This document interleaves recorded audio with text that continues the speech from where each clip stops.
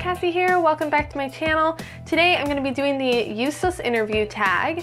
These are some super fun random questions created by Molly over at Molly Reads and Writes. So I will link her video down below so you can check that out. We've got 10 questions here, so let's get started. Question number 1. What is your main character's best friend's biggest or most irrational fear? Jacob's best friend has some abandonment issues, so I would say that her biggest fear is either being alone or losing someone she loves. Question number 2. While writing this manuscript, what's the mistake that you've made the most? Honestly, I can't really think of anything like a common mistake that I've made a lot of times. I don't know. I really don't have an answer, so sorry. I guess I'm just perfect. Question number 3.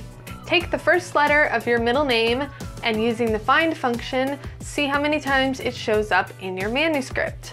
All right, so I've got my book here. Let's do Control F.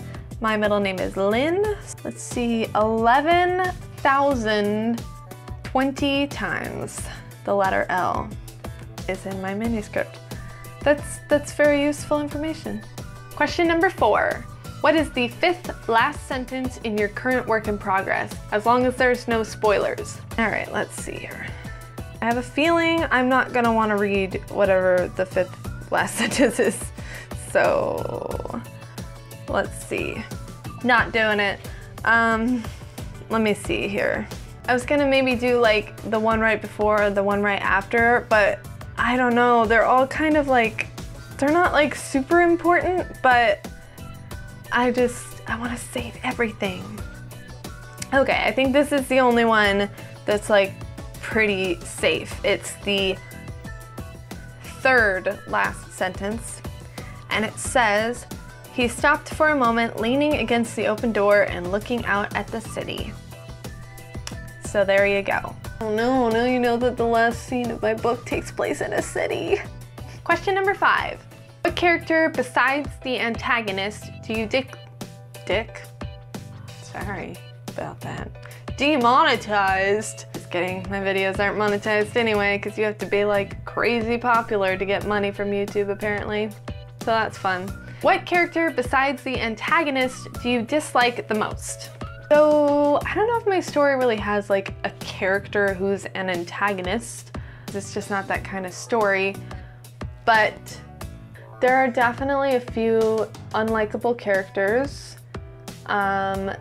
Jacob's parole officer is kind of a douche, so I don't really like him very much. There's also mention of someone who, I gotta be careful how I say this. There's mention to past events of someone who is a child molester, sort of. I don't know if that's the right terminology really, but he's a really bad guy, so obviously he's very unlikable. I definitely like him the least. I'm not really in the story, but there's some like flashbacks about that event. So probably him. His name is, oh shoot, I forgot his name. Oh well. Question number 6. Describe your inciting event using only 3 emojis. All right, so I picked these 3 emojis on my phone. Hopefully I can find pictures of them online somewhere so I can add them to the video.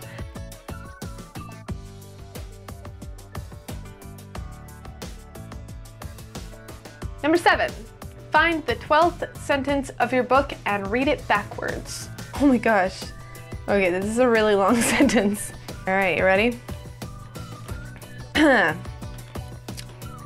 Eyes vibrant, her into deeply gazed. He has lips his touching, smirk a of hint a. Cheek her stroke, to outreached he, skin wet his to uncomfortably sticking sand.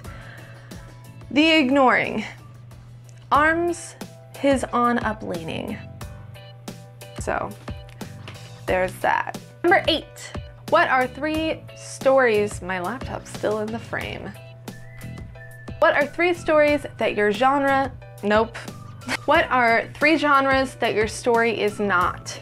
I will go with fantasy, science fiction, and historical. Number 9. Name 2 published novels that are in your genre, but are absolutely nothing like your story and therefore don't help us to understand it at all. So I was trying to come up with an answer for this, and I honestly don't think I can. My genre, I would say, is romance, but it's not a young adult, it's more like new adult or adult, and I don't really read a lot of adult romance novels, so I don't really know any examples of them. I mostly read like young adult fiction, like Sarah Dessen kind of stuff. She's one of my favorite authors. What was that? That was a little creepy. I have no idea what that sound was. So, moving on. Okay, where was I? Right, I don't read a lot of adult romance. So I don't really know. Any adult romance novel, I guess you can plug in to that question. Question number 10. Tell me a scene you thought you would use but ended up cutting in the end. An example of killing your darlings. So there is a big scene, actually it was more like 2 whole chapters that I had to cut, and it makes the story so much better. So in a lot of ways I'm like happy that I'm cutting it, but at the same time I really liked them. I don't really want to describe the scene a ton because while I am cutting it, it's still really relevant to the story in a different way, so I don't want to spoil anything. But I will say that part of it involved a sex scene, which I'd never written a sex scene before, so it was kind of like an accomplishment to write a sex scene for the first time and have it be like pretty good. So that was a little disappointing, but honestly I didn't really mind cutting that part out all that much. But there was this other scene that I love and I'm really sad that I have to cut it. So basically, trying to be as spoiler-free as possible, I'll just say that Jacob was trying to help out a friend, and basically there were a lot of people around who were looking at him and judging him for his past, and he was just feeling really self-conscious and like down about himself, and it was kind of precluding him from what he needed to do to help his friend because he didn't want to like put himself out there more and, you know, draw attention to himself. So he was kind of shrinking back even though his friend needed help. And then there was this great moment where he just finally was like, you know what, screw this. I don't care what anybody thinks of me. My friend needs help, and that's what I'm here for, and that's what's important right now. And if those people are gonna judge me, then screw them. And so he just went for it and did what he needed to do to help his friend. And I think it was a very empowering moment for Jacob that he really needed in that moment. And I really, really loved that scene, but unfortunately I had to cut it. But I am gonna keep it because that is something I definitely believe in doing. If you have scenes that you're cutting from your book, but you really love them, keep them. Maybe someday with a little bit of adaptation, they might work for a different story. And then you have this little scene that you were so excited about that doesn't fit in one story, but fits in another one, and you can still use it. So I'm gonna keep that scene in a different folder somewhere for later, and who knows what could happen. All right, so the last task in this tag, or question if you will, is to tag some friends. But when you tag them, you have to tell everyone what character from your book reminds you of that person.